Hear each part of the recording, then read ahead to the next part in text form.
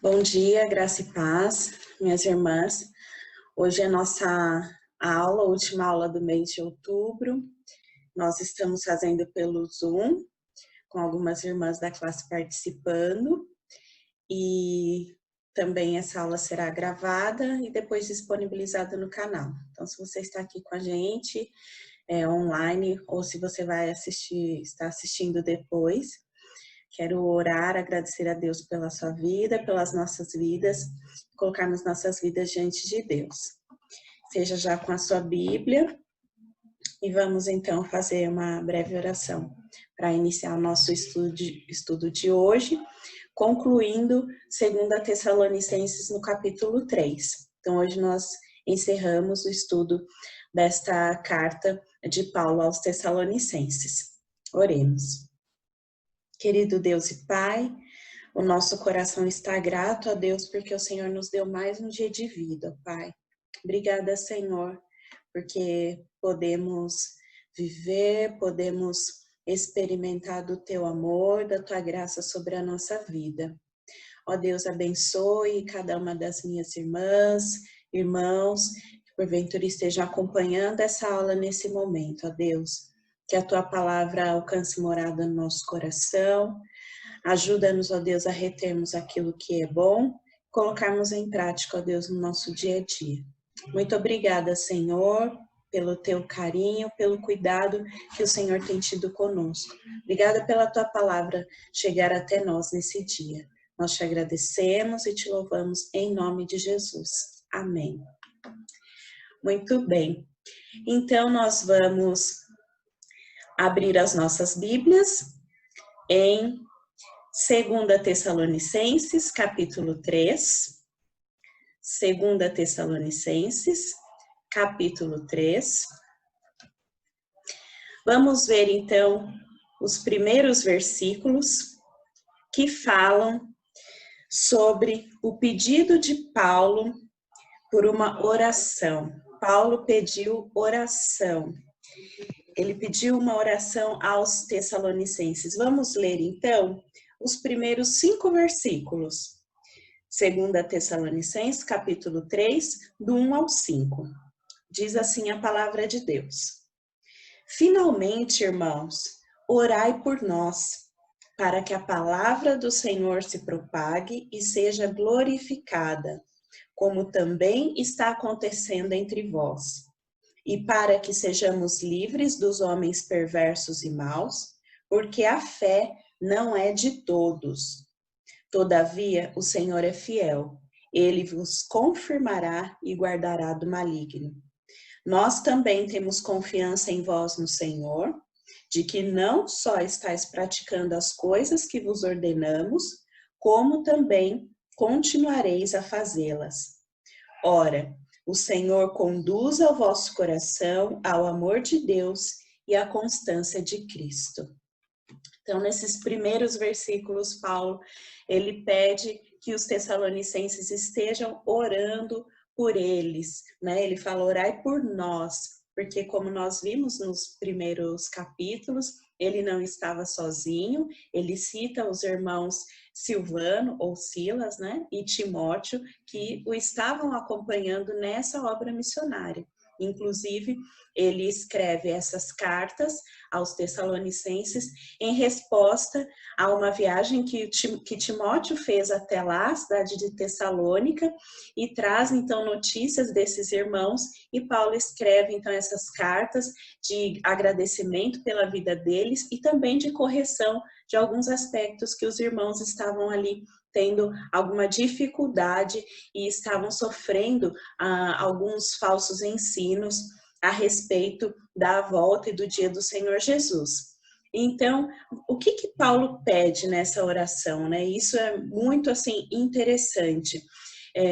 Ele escreve essa carta da cidade de Corinto, né, enquanto ele estava ali em Corinto, e ele pede pela pregação da palavra de Deus, né? Ele pede para que a palavra de Deus se propague e seja glorificada.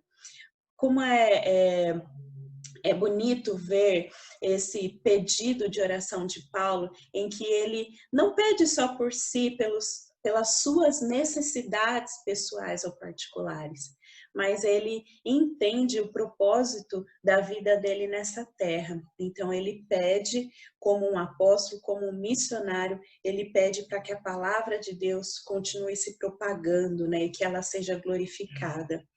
Isso fica um ensino para nós também, porque quantas vezes nós nos prendemos às coisas dessa terra e os nossos pedidos de oração estão sempre voltados para nós, para as nossas necessidades particulares. Não que isso seja errado, mas nós precisamos entender que nós somos peregrinos aqui e que a nossa vida, ela tem um propósito, que é refletir a glória de Deus. Né? Deus nos criou para isso. Efésios fala que nós somos criados para o louvor da glória de Deus. Então, nós precisamos manter isso sempre na nossa mente. Então, Paulo pede para que a palavra de Deus continue sendo pregada e propagada. E ele pede também por livramento. No versículo 2, ele fala que sejamos livres dos homens perversos e maus. Nós não podemos negar que existem pessoas perversas, pessoas más, que são usadas pelo inimigo. A palavra de Deus nos diz que a nossa luta não é contra a carne, não é contra o sangue, não é contra as pessoas, mas contra as hostes espirituais. E o inimigo pode, sim, usar pessoas para nos afligirem, para de alguma maneira nos fazer cair. Por isso nós precisamos sempre pedir ao Senhor que esteja nos livrando desses homens perversos, que Deus esteja nos protegendo. E no versículo 13 ele diz: o Senhor é fiel, ele vos confirmará e guardará do maligno. A palavra de Deus diz que aquele que está em Cristo é uma nova criatura. A palavra também nos diz que nenhuma condenação há para aqueles que estão em Cristo Jesus. E a palavra de Deus também nos diz que o maligno não nos toca. Isso é promessa do Senhor sobre a nossa vida, e nessa promessa nós podemos caminhar e prosseguir. Mas é importante que nós não demos legalidade para o inimigo agir nas nossas vidas. Lembro ali dos irmãos de Neemias, quando estavam ali reconstruindo, não é mesmo, os muros de Jerusalém, e a palavra de Deus diz que eles estavam sofrendo muitos ataques, né, dos inimigos ali, daqueles 3 homens que tentavam parar aquela obra. E aí Neemias, ele diz que em um momento eles estavam com a ferramenta na mão e com a espada na outra mão. Então, ao mesmo tempo que eles iam ali fechando aquelas brechas, eles também estavam com a espada pronto para se defender, para atacar algum ataque que eles pudessem sofrer. E isso espiritualmente significa que nós precisamos estar sempre vigiando. A palavra de Deus diz: sejam simples como pombas, mas sejam astutos como serpentes. Então, nós não podemos negligenciar e negar que nós temos um inimigo, que é o maligno. Mas a palavra de Deus diz que o Senhor é quem nos guarda e que nós já vencemos o maligno por Cristo Jesus. Então, é importante que estejamos sempre vigiando, orando e vigiando, para que o Senhor nos proteja, nos guarde e nos livre de homens perversos e das próprias situações do dia que podem nos fazer cair. E também Paulo relembra a fidelidade de Deus, né? Dizendo que o Senhor é fiel, ele vos confirmará e guardará do maligno. E nós temos sido beneficiados e alcançados todos os dias pela fidelidade de Deus, mesmo diante da nossa infidelidade. Há uma música que diz: e ele continua sendo bom. E ele continua sendo Deus. É o nosso Senhor, ele continua sendo bom e nos abençoando todos os dias, ele continua sendo Deus. E que possamos reconhecer e valorizar a bondade e a fidelidade do Senhor nas nossas vidas, assim como Paulo relembrou. E logo depois ele faz uma exortação. Ele faz uma exortação para que os irmãos continuem a praticar as coisas que lhes foram ordenadas, ou seja, que eles não se desviassem daquela palavra que havia sido pregada enquanto Paulo esteve lá na cidade de Tessalônica pregando a palavra. E esse relato está lá em Atos. Então, isso é muito importante para nós também, porque nós também temos sido atacados por muitas inverdades, por muitos falsos ensinos, né? Textos fora de contexto, e nós precisamos então continuar a praticar aquilo que foi ordenado, aquilo que está na palavra de Deus. Por isso é importante que a gente estude a palavra de Deus, para que nenhum falso ensino, nenhuma falsa doutrina possa fazer parte da nossa vida. E aí Paulo diz também, né, que nós temos confiança em vós no Senhor, de que não só estáis praticando as coisas que vos ordenamos, mas como também continuareis a fazê-la, né? Paulo dá aqui uma cutucadinha aqui nos irmãos tessalonicenses, olha, eu acredito que vocês vão continuar praticando estas coisas.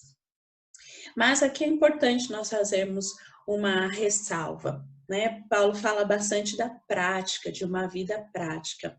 Mas nós sabemos que a salvação não vem pelas obras, mas as obras testificam a fé. Né? Isso é importante nós entendermos, que aquilo que nós fazemos não é suficiente para nos salvar, de maneira nenhuma. Nada do que a gente possa fazer nos garante a salvação. Mas aquele que é salvo, ele pratica boas obras. Vamos ler Tiago 2:26, um pouquinho para frente, depois de Hebreus, Tiago capítulo 2, versículo 26. A palavra de Deus diz assim: porque assim como o corpo sem espírito é morto, assim também a fé sem obras é morta. Então, a fé sem obras é morta. As obras testificam a fé que nós temos. Vamos ler também Mateus, capítulo 7, dos versículos 17 ao 21. Texto que o irmão Rafael pregou nesta quarta-feira passada. Mateus 7, 17 ao 21. Assim toda árvore boa produz bons frutos, porém a árvore má produz frutos maus. Não pode a árvore boa produzir frutos maus, nem a árvore má produzir frutos bons. Toda árvore que não produz bom fruto é cortada e lançada ao fogo. Assim, pois, pelos seus frutos os conhecereis. Nem todo que me diz Senhor, Senhor, entrará no reino dos céus, mas aquele que faz a vontade de meu Pai que estás nos céus. Muitos, vamos aqui para o 22, naquele dia onde dizer-me, Senhor, Senhor, porventura não temos nós profetizado em teu nome não expelimos demônios, em teu nome não fizemos muitos milagres? Então lhes direi explicitamente, nunca os conheci. Apartai-vos de mim, os que praticais a iniquidade. Então, a palavra aqui de Deus nos diz que pelos frutos nós seremos conhecidos. Então, aquele que é salvo, ele produz boas obras, ele tem uma vida de fé na sua prática, né? Não fica apenas nas palavras, mas tem uma vida prática de fé. Bom, e continuando aqui, nós vamos agora para os próximos versículos, do 6 ao 16, quando Paulo faz uma exortação à prática de vários deveres cristãos, pessoais, sociais e coletivos. E aqui nós vemos que a vida do cristão, ela não é uma vida isolada, ela é uma vida coletiva. E exatamente por ter essa vida coletiva é que nós poderemos, então, testificar, produzir frutos no meio onde nós vivemos. Né? Não dá para você ser cristão sozinho, isolado no seu quarto. nós precisamos estar neste mundo, mas sermos luz e fazermos a diferença. Vamos ler então 2 Tessalonicenses 3, do 6 ao 16. A palavra de Deus diz: Não vos ordenamos, irmãos, em nome do Senhor Jesus, que vos aparteis de todo irmão que ande desordenadamente e não segundo a tradição que de nós recebestes, né? Nós vos ordenamos, pois vós mesmos estáis cientes do modo porque vos convém imitar-nos, visto que nunca nos portamos desordenadamente entre vós. Nem jamais comemos pão à custa de outrem, pelo contrário, em labor e fadiga, de noite e de dia trabalhamos, a fim de não sermos pesados a nenhum de vós. Não porque não tivéssemos esse direito, mas por termos em vista oferecer-vos exemplo em nós mesmos, para vos imitardes. Porque quando ainda convosco vos ordenamos isto: se alguém não quer trabalhar, também não coma. Pois, de fato, estamos informados de que entre vós há pessoas que andam desordenadamente, não trabalhando, antes se intrometem na vida alheia. A elas, porém, determinamos e exortamos no Senhor Jesus Cristo, que trabalhando tranquilamente comam seu próprio pão, e vós, irmãos, não vos canseis de fazer o bem. Caso alguém não preste obediência à nossa palavra dada por esta epístola, notai-o, nem vos associeis com ele, para que fique envergonhado. Todavia, não o considereis por inimigo, mas adverti-o como irmão. Ora, o Senhor da paz, Ele mesmo vos dê continuamente a paz em todas as circunstâncias. O Senhor seja com todos vós. Bom, então aqui os irmãos estavam sendo exortados em alguns aspectos. Primeiro, Paulo diz: apartai-se de irmãos desordeiros. E no final ele diz que isso não significa desprezar aquela pessoa, mas sim que ele seja advertido. Então, nós não devemos andar com pessoas assim, desordeiras, porque, como a palavra de Deus diz também, as más companhias corrompem os bons costumes, mas é preciso que essas pessoas sejam advertidas quando estão agindo tão desordenadamente. E era o que Paulo estava fazendo aqui também. E aí ele também se coloca, tanto ele quanto os outros irmãos, né, ele diz imitar-nos como referências, como modelos. E esse também é um papel nosso enquanto cristãos, termos uma vida de referência, de modelo, mas isso não significa vestirmos uma capa e fazermos e de alguma forma nos apresentarmos do que nós não somos, porque o Senhor, Ele conhece o nosso coração. Mas esta é uma tarefa nossa também. E aí Paulo chama atenção aqui para duas coisas que estavam acontecendo ali com os irmãos. A questão da ociosidade, né, da preguiça de não quererem trabalhar, muitos porque achavam que o dia do Senhor já tinha chegado, então eles não precisavam mais trabalhar, porque Jesus já tinha vindo, enfim. E a questão da fofoca. E isso, né, infelizmente não ficou lá na igreja de Tessalonicenses, a gente ainda vive isso e a palavra de Deus nos exorta a respeito disso. Lá em Provérbios 19:15 fala sobre a preguiça, e a preguiça é um comportamento condenado pela palavra de Deus, é um pecado. Né, se caracteriza pela falta de disposição em trabalhar, em efetuar as tarefas com morosidade, né, fazer sem vontade. A pessoa preguiçosa dificilmente conseguirá conquistar alguma coisa, porque o esforço é básico para isso. Então, aqui a palavra de Deus nos chama a atenção contra isso, contra a preguiça. É fato que às vezes nós temos dias de muito trabalho, dias cansativos, mas aqui a palavra de Deus não está falando sobre isso, está falando sobre esse estilo de vida que alguns irmãos de Tessalonicenses estavam adotando, né? Esse estilo de vida preguiçoso, ocioso, que não queriam fazer nada e viver ali à custa dos outros. E aí Paulo, né, diz no versículo 10, né, no final do versículo 10, essa frase muito forte: se alguém não quer trabalhar, que também não coma. Bom, e aí ele fala também sobre a fofoca, né? Provérbios 11:13 também fala sobre a fofoca. Fazer fofoca é falar sobre assuntos delicados ou segredos de uma pessoa nas suas costas sem a sua autorização. Bom, hoje nós temos. Antes eu lembro, né, que a gente, sempre que falava em fofoca, a gente lembrava, né, falava das pessoas que ficavam na janela fazendo fofoca, né, vizinhas, enfim. Hoje a gente já não tem mais tanto esse hábito, mas transferimos para as redes sociais, né? Então, muitas vezes usamos as redes sociais para fazer fofoca, para espalhar fofocas. De uma forma ou de outra, é algo que a palavra de Deus também condena. Se a gente tem algo contra alguém, a palavra diz que a gente deve ir até esse irmão. Se ele não nos der ouvido, devemos levar um outro conosco. Então, em nenhum momento a palavra nos dá esse respaldo para fazer fofoca, para falar das pessoas. Isso não vai trazer edificação, não vai acrescentar nada, não vai trazer benefício.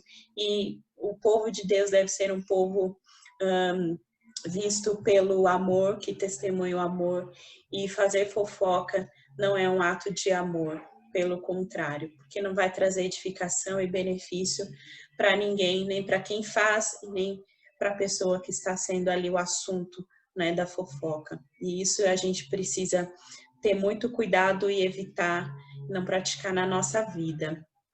E o último versículo, os últimos 2 versículos, mas antes, Paulo fala ali sobre fazer o bem, né? Que nós, vós, irmãos, versículo 13, não vos canseis de fazer o bem.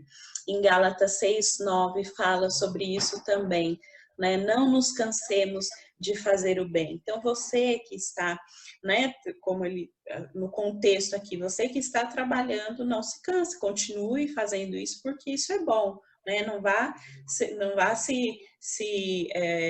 se aliar àqueles que estão ociosos, vivendo na preguiça ou fazendo fofoca. Não, continue fazendo bem. Para nós também, vós, irmãos, não vos canseis de fazer o bem para com todos.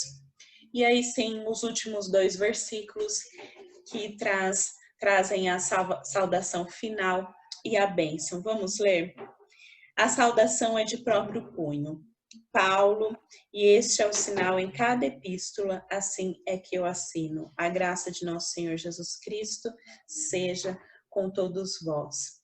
Então, a epístola foi escrita por um amanuense, né? Amanuense era todo aquele que copiava textos ou documentos à mão, né? Talvez Silas ou Timóteo, a gente não tem a certeza de quem escreveu, né, toda essa carta, mas a saudação final, né, essas últimas palavras, Paulo escreveu de próprio punho, para que também ficasse testificado que essa carta tinha a autoridade dele, porque como eles estavam sofrendo muitos ensinos contrários, é possível que pessoas enviassem cartas em nome de Paulo, né? Então ali ele escrevia com o próprio punho, com a sua própria letra, para testificar que a carta tinha sido escrita por ele.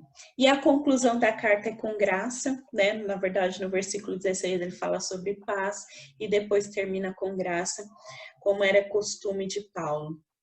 E o que nós podemos fazer diante da graça de Deus? Vamos ler lá em Romanos, no capítulo 6, dos versículos 15 ao 19. Romanos 6, do 15 ao 19.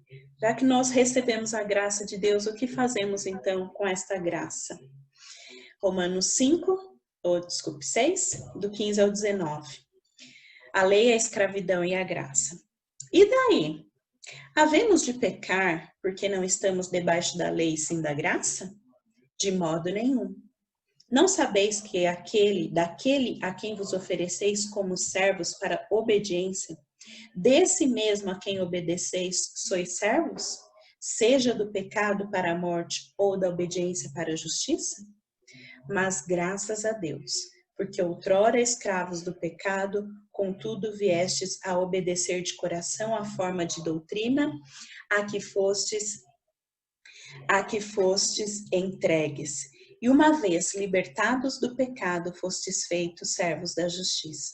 Falo como homem, por causa da fraqueza da vossa carne. Assim como oferecestes os vossos membros para a escravidão da impureza e da maldade, para a maldade, assim oferecei agora os vossos membros para servirem à justiça, para a santificação. Então, Deus, Ele nos presenteou com a sua graça. E qual deve ser a nossa resposta ao que Deus nos ofereceu? A nossa resposta está aqui nestes textos. E no versículo final, no último trecho, que nós agora devemos oferecer os nossos membros para servirem à justiça, para a santificação. Então, essa deve ser a nossa resposta diante do que Deus nos ofereceu. Diante da graça de Deus derramada sobre nós, a nossa resposta deve ser viver uma vida de santificação. A palavra de Deus diz que sem santificação ninguém verá o Senhor. Então, esse deve ser o nosso esforço diário. Libertados do pecado, agora nós somos servos da justiça.